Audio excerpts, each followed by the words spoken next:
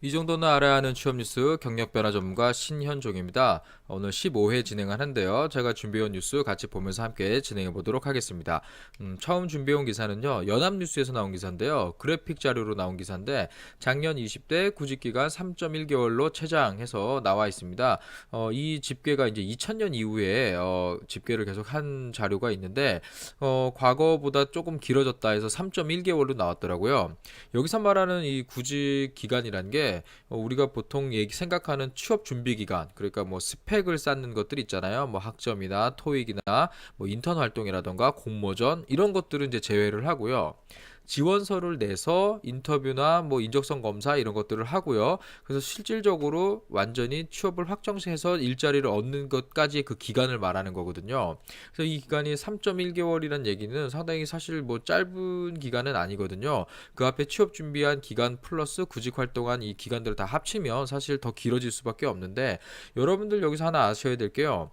취업 준비를 오래 한다고 취업이 잘 되는 건 아니에요. 보통 취업 준비를 계속 하다가 구직 활동을 많이 안 하고 뭐 공채 기간에 한 3개월에서 4개월 동안 한 15개 정도만 몇 개 써보고 아 나는 안 돼 힘들어 이러면서 구직 활동을 하는 게 아니고 다시 취업 준비로 돌아가는 분들이 많거든요. 그런데 취업을 잘 하는 친구들 보면은요, 어느 정도 이제 자기가 더 이상 취업 준비하는 쪽으로 갈 수가 없게 되는 상황이 오는 친구들이 있어요. 이런 친구들은 한 6개월 정도 아예 구직 활동 기간을 딱 두고 이 기간 동안 뭐 공채든 외국계 기업이든 수시 채용이든 자신이 지원할 수 있는 회사가 있으면 대부분 이렇게 지원할 이 구직 활동을 하면서 취업을 계속적으로 이어가는 친구들이 자기가 원하는 좋은 회사에 들어가는 걸 많이 볼 수가 있었습니다. 과거에 조금 만났던 친구들 좀 보면은요. 보통 본인이 이 계속 그 구직 정보라고 하죠. 기업의 채용 공고를 많이 보는 일이 가장 스트레스를 받는다고 해요. 자소서 쓰는 것보다. 그러니까 이런 구직 활동을 처음 하는 친구들은 자기소개서를 막 쓰기 시작하는 이때 자기소개서 쓰는 게 너무 힘들다고 하는데, 구직 활동이 꽤 된 친구들은 이 채용 공고를 더 찾는 게 어렵다. 더 이상 제가 어디서 더 찾아서 넣어야 될지 모르겠어요. 이런 얘기하는 친구들이 있는데, 그 정도 단계까지 가면은 대부분 꽤 빠른 시일 내에 취업을 완료를 하더라고요. 그래서 여러분들도 구직 활동 기간이 조금 확실히 내가 정해둔 기간만큼 좀 길고 그때 많은 회사에 지원을 하는 게 좋다, 이런 조언을 드리고 싶습니다. 다음 기사는요. 매일경제에서 나온 기사인데요. 현대자동차 그룹이죠. 여기서 다음 달 5일에서 6일 현대모터 스튜디오 서울에서 채용 설명회 한다. 당연히 관심을 갖죠. 그래서 여기 그 작년 제가 오른쪽에 그 사진이랑 그 유튜브 URL을 하나 넣어놨거든요. 여기 가보시면 2017년에 이 행사가 어떻게 진행됐는지 간략하게 소개도 해놓고 내용들이 나와 있습니다. 그래서 어떤 식으로 진행되는가 한번 여러분들이 보시면 좀 도움이 되겠고요. 특히 여기 보면은 설명회인데 채용제도 안내뿐만 아니라 이런 취업준비생들을 위해서 다양한 이런 프로그램들을 좀 준비를 해놨어요. 특히 뭐 직무 토크 콘서트라던가 선배 사원 멘토링 이런 거는 우리 보통 대학생들 이 취업준비생들이 되게 관심 있어하는 부분이죠. 그래서 여기 그런데 200명밖에 그 초청을 안 합니다. 그래서 그 카카오톡이나 페이스북을 통해서 뭐 지원을 받는 걸로 알고 있거든요. 그래서 여기 한번 좀 자세히 보시고요. 또 실시간으로 생중계도 한다고 하니까 관심을 좀 가져주시면 되겠습니다. 특히 여러분들 이 현대자동차는 뭐 국내에서 가장 뭐 최고의 기업 중에 하나고 우리 취업준비생들이 가고 싶은 회사 그 넘버 원이죠. 그 이유가 일단 업계 최고 대우를 해줘요. 뭐 연봉이라던가 여러 가지 지원 혜택 면에서 여기를 따라갈 회사 많지 않거든요. 그리고 여러분들 이 회사가 어느 정도 규모냐면요. 지금 우리나라에서 화장품 기업 중에 가장 큰 회사가 아모레퍼시픽이잖아요. 현대자동차가 아니고 현대자동차의 부품을 납품하는 1차 협력사 중에서는 이 아모레퍼시픽보다 매출이 더 큰 회사들도 있을 정도로 더 많거든요, 사실. 그래서 회사 규모가 상당히 커요. 그래서 당연히 지원자들도 관심이 있는 회사겠죠. 그래서 여기 한번 체크해 보시면 좋겠다. 이런 얘기를 좀 드리고 싶습니다. 다음 기사는 서울경제에서 나온 기사인데요.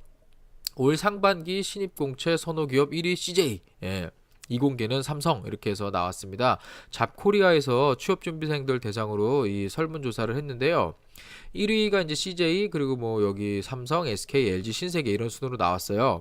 이거는 이제 인플로이먼트 브랜드가 얼만큼 좋냐를 뜻하는 건데 CJ라는 회사는 일단 기본적으로 우리 취업 준비생들한테 일단 이미지가 좋아요. 되게 젊은 기업 그리고 뭐 호칭 파괴를 통해서 상당히 수평적인 기업 뭐 이런 얘기들을 많이 하거든요. 그리고 여기 뭐 아는 분들 알죠? 임직원 카드 있으면 자사 관련된 상품 되게 싸게 뭐 이용할 수 있는 거 이런 부분도 있는데 근데 이 CJ 같은 경우는 보통 우리가 주변에서 많이 볼 수 있잖아요. 그렇다 보니까 친숙해서 좀 선호도가 높은 이런 경향도 좀 있는데 보통 삼성 최근에 뭐 안 좋네 어쩌네 기사 많이 나와도 부동의 수익 탑이에요 사실. 그래서 여기 보시면 뭐 여러분들 알겠는데 최근에 여기 5위 신세계 같은 경우는 뭐 최근에 워라벨 워크앤라이프 밸런스 관련해서 기사 되게 많이 내거든요. 그런데 저는 그런 기사들 볼 때마다 조금은 아쉬운 부분이 있어요. 사실 그 내용 읽어보면 본사 직원들 얘기고요. 우리가 알고 있는 신세계 이런 업장이나 사업장들은 다 그냥 우리 주변에 있잖아요. 뭐 마트나 백화점 이런 쪽에서도 이게 과연 되고 있는 거 맞나? 이런 생각도 좀 들거든요. 그리고 사실 그런 쪽에 가보면 대부분 뭐 무기직이나 비정규직, 뭐 계약직들 아웃소싱이 많거든요, 사실은. 그래서 그런 괴리감도 저는 조금 볼 수가 있었습니다. 그런데 여기 보시면은요. 제가 워레벨 얘기를 하는데 대기업을 왜 목표로 하시죠? 그러면 뭐 답변 뻔하죠. 돈이에요. 대기업이 돈을 많이 주기 때문에 나는 대기업을 원한다. 이게 어떻게 보면 공식화되어 있는 건데 최근에는 그런 부분을 가지고 내가 회사에 들어갔을 때 오래 못 다니고 나 스스로 만족 못 한다. 나는 회사의 분위기를 보겠다. 이런 쪽에 이 사람들의 좀 인식 변화가 좀 보이거든요. 그래서 기업들도 거기에 맞춰서 조금 자기 회사의 어떤 이 브랜드를 좀 높이기 위해서 상당히 좀 노력을 해요. 특히 왜냐면 여러분들 여기 CJ 신세계 같이 붙었어요. 어디 갈 거예요? 되게 고민되죠. 자, 이런 것들을 위해서 기업들이 이렇게 좀 많은 자료들을 만들고 이미지 개선하기 위해서 노력을 하거든요. 그래서 이런 거 여러분 한번 참고해 보셔라 한번 해서 갖고 와봤습니다. 다음 기사는요. 뉴시스에서 나온 기사인데요. 여기 김상곤 부총리께서 뭐 이 창업 지원도 활성화하겠다 해서 충북대학교에 방문한 이런 그 기사가 하나 올라왔는데요. 제가 이거 뽑은 이유가요. 창업은 창업이에요. 취업은 취업이고. 그런데 이게 뭐 교육 일자리 총괄 뭐 하시는 분들 해갖고 가서요. 창업 관련된 이야기를 하면서 창업 활성화는 창업 활성화인데 여기 일자리 확대를 얘기를 해요. 여러분들 사실 창업 교육 잘 돼 있는 학교들 가보시면요. 아마 학생들 이렇게 연계 전공이라던가 아니면은 뭐 앙트러프러너십 센터 이런 거 통해 가지고 기업가 정신도 배우고 또는 뭐 이런 창업을 위해서 사업 제안서를 쓰는 데까지 브레인스토밍 어떻게 하고 아이디어 어떻게 만들어서 뭐 사업 보고서 만들고 이런 거 실질적인 거 배우는 거 되게 좋아하는 친구들 있어요. 또 천안의 한 학교는 실제로 이런 제한된 재료와 계획서를 주고 너네들이 한번 마음껏 만들어봐라 해서 이 같은 재료를 가지고 다르게 만들어내는 이런 창업 활동 이런 거 한번 재밌게 이렇게 하는 학교들도 있거든요. 그런데 청년들을 취업이 안 되니까 일자리를 만드는 방안으로 창업을 접근하는 건 이거 완전히 아니에요. 특히 여기 뭐 기술 창업 이야기를 하기 위해서 이런 그 방문한 걸로 나와 있는데 여러분들 알겠지만 이 창업 관련해 갖고 이 기업 이 대학에서 지금 뭐 무슨 랩실이라던가 뭐 석사들 이런 처우라던가 이런 거에 대해서 말 많은 거는 여러분들 잘 아시잖아요. 그리고 뭐 정부 관련된 공공기관이나 아니면 석사를 통해서 이렇게 연구직이나 아니면 기술 창업으로 가지 못할 경우에는 대부분 다 비정규직으로 일하잖아요. 이런 부분도 참 챙기면서 가져야 되는데 이걸 또 일자리라는 측면에서 바라보는 시각이 저는 좀 아쉽습니다. 그리고 여러분들 등 떠밀려서 이 창업하면은요. 100% 망합니다. 그리고 우리나라 같은 경우는 창업을 통해서 본인이 자신의 일을 시작했을 때 실패하면 다 본인 책임이에요. 그리고 이거를 개선하고 본인이 좀 다시 나아가려면요 매우 어렵거든요. 그래서 여러분들 이런 게 조금 맞지 않은 부분이 있다. 이런 거 저도 한번 좀 지적해 보고 싶습니다. 다음은 경향신문에서 나온 기사인데요. 통번역과 사라지고 사회복지사는 증가한다. 그래서 4차 산업혁명 시대 직업전망 해서 나왔습니다. 여러분들 이런 직업 전망을 좀 자세히 보셔야 되는 게요. 지금 볼 때는 에이 뭐 이러는데 한 10년 지나면 정말 맞거든요. 그래서 저도 2016년에 그 다보스 포럼이죠. 거기서 이 4차 산업혁명이 얘기가 나오면서 우리나라 쪽으로 가장 이 핫하게 이슈가 붙었던 게 일자리 변화에 대한 이야기예요. 여러분들도 지금 대학 전공을 통해서 앞으로 직업을 가지려고 좀 하는 친구들이 있는데 지금과는 다르게 여러분들의 전공이 직업과 연결되는 직무가 어떻게 바뀔지도 상당히 여러분들이 보셔야 돼요. 여기 보면은 암 환자 병력 알면 10초 만에 치료법에서 왓슨 이야기가 나오거든요. 제가 얼마 전에 대전역에 가다 보니까 건양대학교 병원 인공지능 이거 도입해서 광고가 이미 올라와 있더라고요. 근데 여러분들 제가 최근에 그 방송을 할 때 왜 SK CNC에서 에이브릴 제가 그 소개를 했었죠. 이 채용과 HR과 관련된 AI가 이미 개발이 돼갖고 시험 중에 있다. 이 그 왓슨이 이 왓슨이에요, 여러분들. 그래서 이제는 의사가 진단을 하는 것보다 AI가 진단하는 게 좀 더 저렴하고 정확한 이런 시대가 옵니다. 그래서 의사라는 직업의 변화가 있겠죠.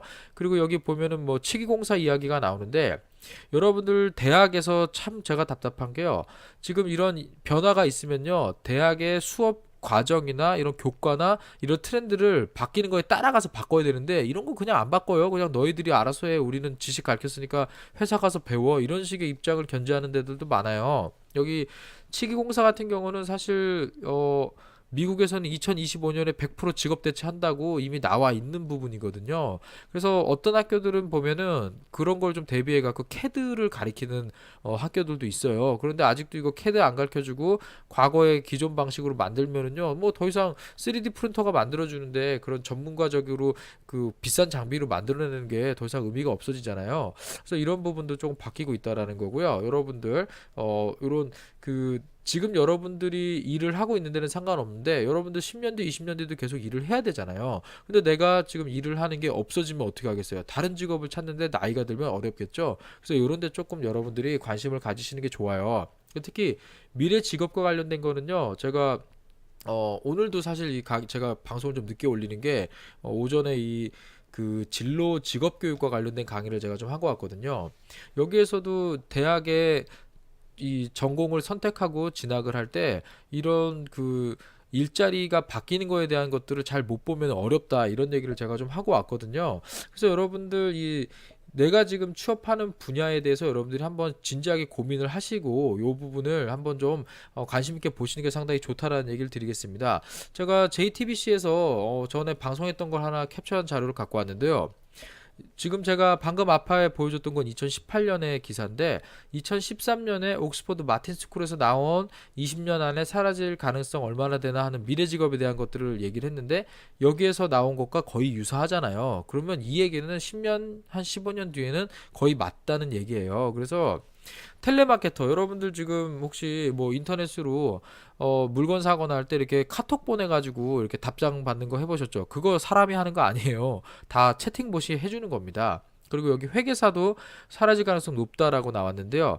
여러분들 회계사, 세무사 상당히 전문 직업 맞습니다. 그런데 공부해서 전문적인 자격을 취득해서 하는 그 투자 기간이 긴 거에 비해서 리턴은 상당히 적은 편이 될 거예요. 그래서 여러분들 지금 기업에서 쓰는 회계 프로그램 다 자동화돼 있죠.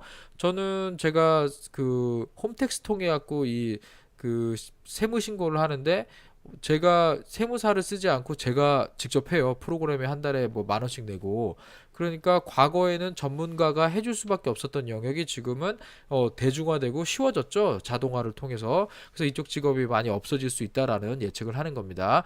그리고 여기 보면은 사회복지사 앞에 기사에서 제가 얘기는 안 했는데 뭐 앞으로 증가할 것이다. 이렇게 얘기가 나왔는데 여기에서도 없어질 가능성 0.3% 이렇게 좀 얘기를 하죠. 여러분들 사회복지사 하나만 가지고 좀 얘기를 해보자면요. 여러분들 이 지금 우리가 인구가 줄어들고 노인층이 늘어나잖아요. 사회복지사도 종류 되게 많아요. 여러분들 아동 복지하는 쪽 있고요. 장애인 복지 있고요. 그리고 우리 시니어 복지하는 쪽이 있고요. 그리고 여러분들 뭐 잘 모르시겠지만 그 왜 보호과모나 아니면은 그 사회봉사 명령 받잖아요. 어디서 해요? 사회복지재단에 와서 해요. 그런 거 관리하는 것도 사회복지사분들이 하세요. 이 업무 영역이 상당히 넓은데 보통 지금 사회복지 안에서도 실버 이쪽이 당연히 앞으로 10년 뒤에는 더 늘어나겠죠. 노인 인구가 많아진다고 하니까. 그래서 여러분들 각각의 전공 안에서도 어느 쪽을 짚고 들어가야 되느냐는 여러분들이 한 번 더 깊게 볼 필요가 있어요. 제가 강의할 때 쓰는 거 하나 갖고 왔는데요. 2008년에서 2018년 10대 유망 직업 비교해 보면 금방 나와요. 제가 2009년에 회사를 그만두고 창업을 할 때 여기 보이는 제가 6위에 커리어 코치, 5위에 헤드헌터, 제가 이거 보고 약간 그럼 이쪽으로 내가 좀 가고 싶다. 그리고 제가 인사 쪽 보면은 여기 2위에 인사 컨설턴트 있잖아요. 요런 쪽 사람을 다루는 쪽 요런 쪽에 교육 수요라던가 좀 업무 수요가 있겠다 싶어서 저는 그때 창업을 결정하고 요쪽 그 마켓으로 들어왔거든요. 그런데 지금 10년 지나서 보니까 과거에 2008년에 커리어 코치입니다. 그러면요. 뭐 하는 직업이냐고, 운동선수도 가리키냐고 이런 얘기 많이 들었거든요. 근데 2018년 지금 돼갖고는 금융자산 운용과 컴퓨터 보안 전문가, 하이브리드 동력 시스템 개발자 완전히 바뀌었죠. 특히 여기도 보면은 뭐 상담 전문가, 실버 시터 이런 변화들이 반영이 돼 있어요.